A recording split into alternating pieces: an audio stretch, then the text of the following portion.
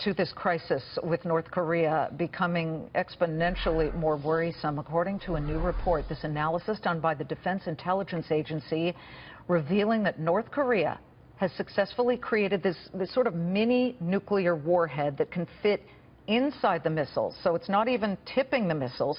It's miniature, it fits inside, and it could put the rogue nation several steps closer to becoming a capable nuclear power nation sooner, very sooner rather than later. This news comes as North Korea makes fresh threats against the U.S., vowing to, remember yesterday it was, we'll get at you thousandfold and we'll have severe repercussions toward you?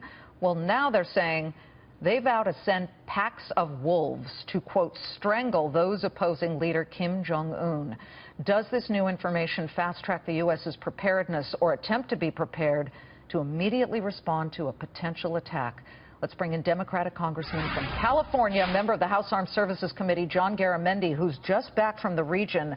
Representative Garamendi, give us a sense of how they were feeling in North Korea. I mean, they're very close to this situation, way more than we are. South Korea, well, rather. Certainly our troops in South Korea have been on the razor's edge for years and years. They are prepared to fight tonight, as they say, and they are. We've got 28,000 troops there and their families, and Seoul, South Korea, millions of people, all of them in harm's way, and but nonetheless ready to strike. Our troops, absolutely, are ready to strike back if necessary.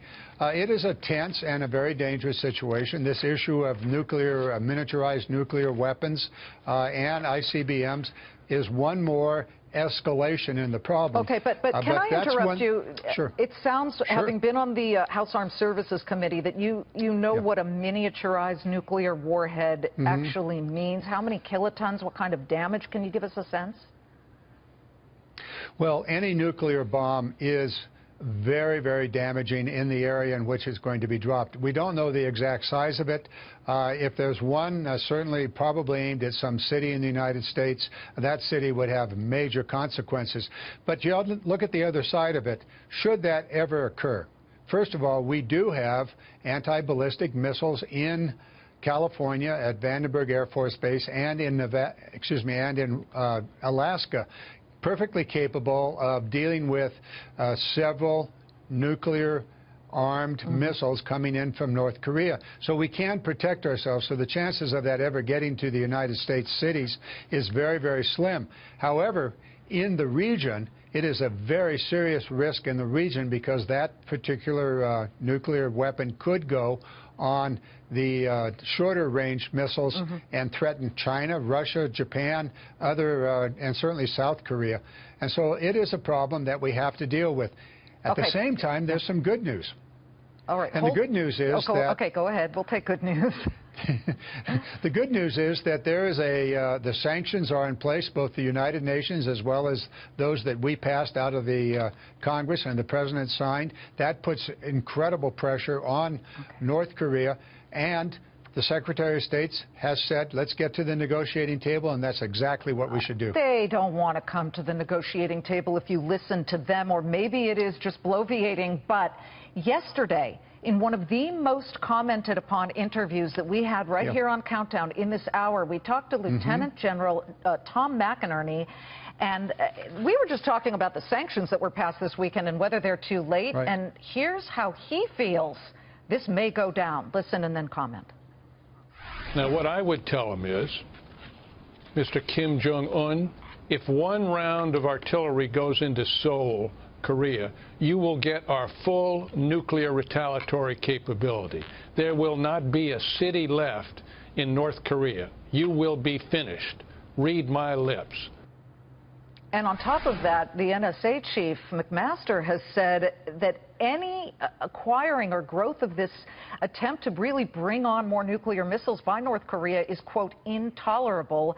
So are we prepared to, A, do what General McMaster just said, and B, are we prepared in Alaska and California and New York for this?